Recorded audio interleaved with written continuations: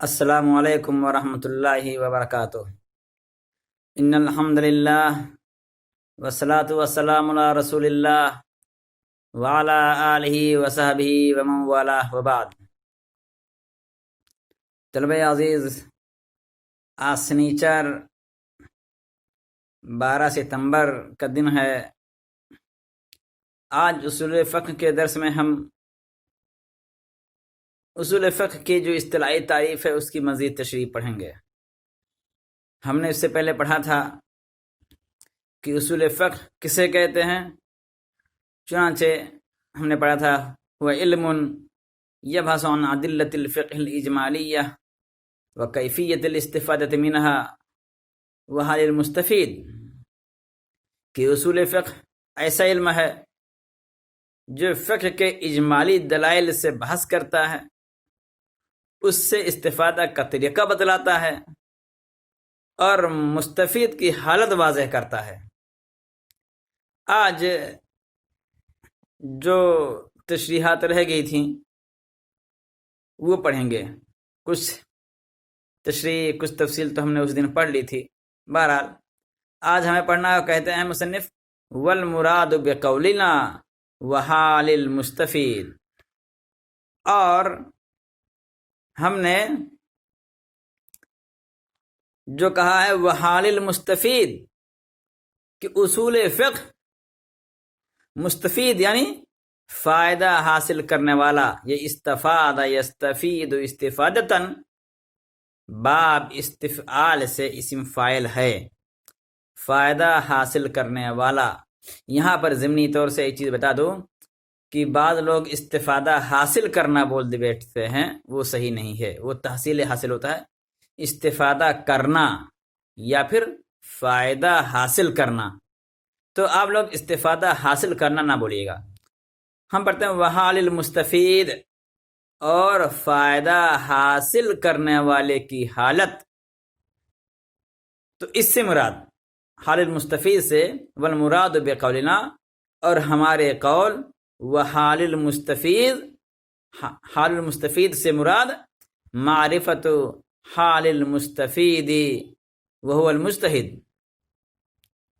مستفید یعنی فائدہ اٹھانے والا، فائدہ حاصل کرنے والا، اس کی حالت کی جانکاری، معرفت حال المستفید، مستفید کے حالت کی جانکاری اور اس کی معلومات ہے۔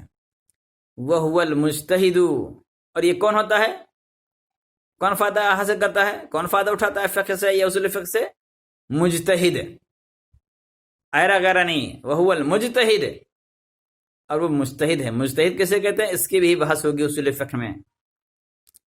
اس کی صفات کیا ہیں، اس کی خصوصیات کیا ہیں، اس کے شرائط کیا ہیں مجتہد کے، کون درجہ اجتہاد پر فائز مانا جائے گا، کون نہیں مانا جائے گا، اس سے بھی بحث ہوگی اسی اصول فقہ میں، آپ لوگ بعد میں پڑھیں گے انشاءاللہ۔ تو سمیہ مستفیدن، مجتہد کو مستفید کہا گیا یا نام رکھا گیا، لأنہ یستفید بنفسہ الاحکام من ادلتہا، کیونکہ وہ بذات خود فائدہ حاصل کرتا ہے کس چیز کا، احکام کا۔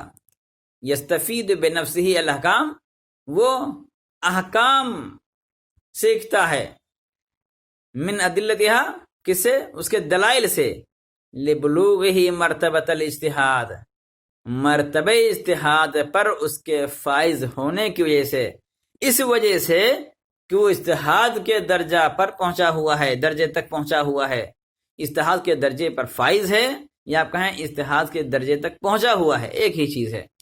تو کیونکہ وہ خود احکام حاصل کرتا ہے، لأنہ یستفید بنفسہ الاحکام، کیونکہ وہ خود احکام حاصل کرتا ہے، حکم حاصل کرتا ہے۔ کس کے احکام؟ شریعت کی مراد ہے۔ من ادلتہا، اس کے دلائل سے، سن کر کے نہیں کہ ہم نے کہہ دیا فلاں چیز جائز ہے، آپ نے سن لیا کہ ہاں جائز، بتا فقیہ ہو گئے، مجتہد ہو گئے، نہیں، من ادلتہا، اس کے دلائل سے، لبلوغہ مرتبۃ الاجتہاد، کیوں؟ دلائل سے کیسے فائدہ اٹھاتا ہے، کیسے مسئلہ مستنبط کرتا ہے، کیسے مسائل نکالتا ہے، یہ احکام کیسے حاصل کرتا ہے؟ کیونکہ وہ اجتہاد کے درجے پر فائز ہے.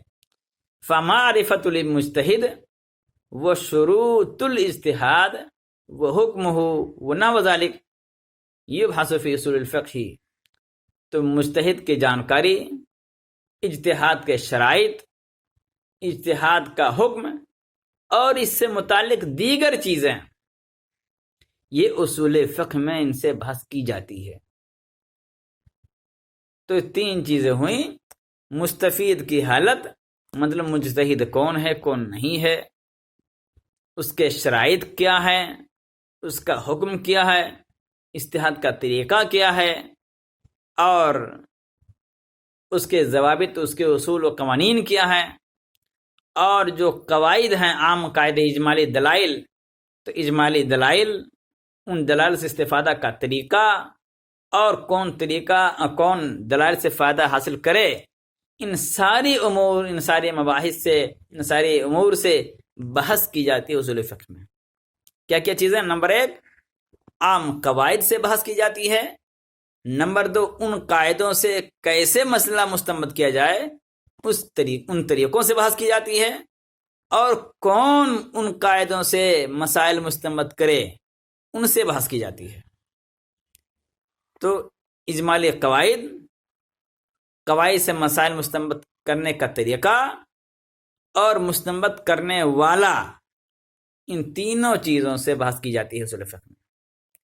کہتے ہیں فائدہ تو اصول الفقہ ہے، جب ہم کوئی بھی کام کرتے ہیں تو بلا وجہ نہیں کرتے، بلا سوچے سمجھے نہیں کرتے. تو اب ہم یہ پڑھ رہے ہیں تو کیوں پڑھ رہے ہیں؟ ہمیں اور آپ کو معلوم ہونا چاہیے کہ ہم اصول فقہ کیوں پڑھتے ہیں، یا مدارس اسلامیہ میں اصول فقہ داخل نصاب کیوں ہے، اس سے کیا فرق پڑتا ہے، اس کی کیا ضرورت ہے. تو فائدہ تو اصول فقہ کا فائدہ، کہتے ہیں ان اصول الفقہ علم جلیل القدری بالغ الاہمیہ غزیر الفائدہ، کہ بلا شبہ اصول فقہ ایک محتم بالشان، جلیل القدر، محتم بالشان، بالغ اہمیہ، بڑی اہمیت والا، غزیر الفائدہ، اور بے انتہا فوائد کا حامل فن ہے. یہ اصول فقہ محتم بالشان، بڑی اہمیت والا اور بے انتہا فوائد کا حامل علم ہے. کہتے ہیں تو کون سا علم، کیا فائدہ ہوتا ہے؟ فائدہ تو اس کا فائدہ کیا ہوتا ہے؟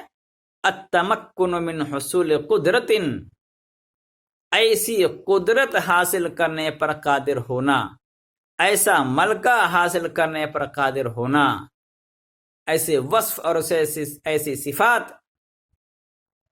کا حامل ہونے پر قادر ہونا، یستطیع بہا استخراج الاحکام الشرعیہ، جس کے ذریعہ میں اور آپ یا کوئی دوسرا انسان، یستطیع بہا، جس کے ذریعہ قادر ہو جائے، قدرت رکھے، طاقت رکھے، کس چیز کی؟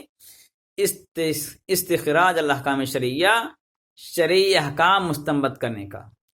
تو انسان کے اندر ایسا ملکہ پیدا کرنا، ایسا ملکہ پیدا کرنے پر قادر ہو جانا، ایسے صفات کا پیدا کر لینا جس کے ذریعہ شرعی احکام کا استنباط کرنا اس کے لیے ممکن ہو جائے. من ادلتہا، اس کے دلائل کی روشنی میں، علی اسس سلیمہ، سلیم بنیادوں پر. قدم و اول من جمعہ، اصول فقہ کا بانی کون ہے، واضح کون ہے، کس نے بنایا اصول فقہ؟ کہتے ہیں وہ اول من جمعہ کا فن مستقل، جس شخص نے سب سے پہلے اس کو جمع کیا ایک مستقل فن کی طرح. وہ کون ہے؟ الامام الشافعی محمد بن ادریس رحمہ اللہ، محمد بن ادریس شافعی رحمۃ اللہ علیہ، جو ہاشمی ہیں، مطلبی ہیں. تو امام شافعی، جن کا نام محمد بن ادریس شافعی ہے، اور جن کے نام پر ایک مسلک قائم ہے شوافی، جو ہمارے انڈیا میں ساحلی علاقوں میں پائے جاتے ہیں، اکثر ساحلی علاقوں میں یہ شافعی مسلک کو لے پائے جاتے ہیں. تو وہی امام شافعی رحمۃ اللہ علیہ، جن کا نام محمد بن ادریس شافعی مطلبی ہاشمی ہے، انہوں نے اس فن کو مستقل طور پر مدون کیا ہے. ایک دو قاعدے کی بات نہیں جنہوں نے مدون کیا ہے باقاعدہ. اور ان کی کتاب کا نام کہتے ہیں الرسالہ ہے. کتاب میں انہوں نے ان کی الرسالہ، الرسالہ میں انہوں نے مستقل طور پر اس کو جمع کیا. ثم تابعہ العلماء فی ذلک، پھر علماء نے اس کی ان کی متابعت کی ہے، ان کے پیچھے چلے ہیں، ان سے راہ حاصل کی ہے، ان سے نشانات حاصل کیے ہیں. ثم تابعہ العلماء فی ذلک، پھر اس سلسلے میں، اس مسئلے میں، اس راہ میں علماء نے ان کی پیروی کی ہے، انہی دوسرے علماء نے بھی اس میں اپنا اپنا کام کیا ہے. فَأَلَّفُوا فِيهِ التَّالِيفَ الْمُتَنَوَّعَةَ، چنانچہ اس میں مختلف قسم کی تالیفات انہوں نے لکھی. ما بین منثور، جن میں سے بعض نثر ہیں، و منظوم، اور بعض نظم کی شکل میں ہے، وہ مختصر و مضبوط، بعض مختصر ہیں اور بعض مضبوط ہیں، مبسوط ہیں، معاف کیجیے گا. وہ مختصر و مبسوط، مختصر ہیں بعض اور بعض تفصیلی ہے، مبسوط ہے، مبسوط تفصیلی. حتی سارا فنن مستقلا، یہاں تک کہ ایک مستقل فن بن گیا یہ. لہو کیان ہو، جس کا اپنا مزاج ہے، کیان مطلب مزاج، طبیعت، جس کا اپنا مزاج ہے. وہ ممیزات ہو، اور جس کی اپنی صفات، اپنے اوصاف ہیں. آج کے دن بس اتنا ہی. انشاءاللہ کل ہم اس سے کچھ مسائل، کچھ اس کے قواعد پڑھیں گے انشاءاللہ. السلام علیکم ورحمۃ اللہ وبرکاتہ.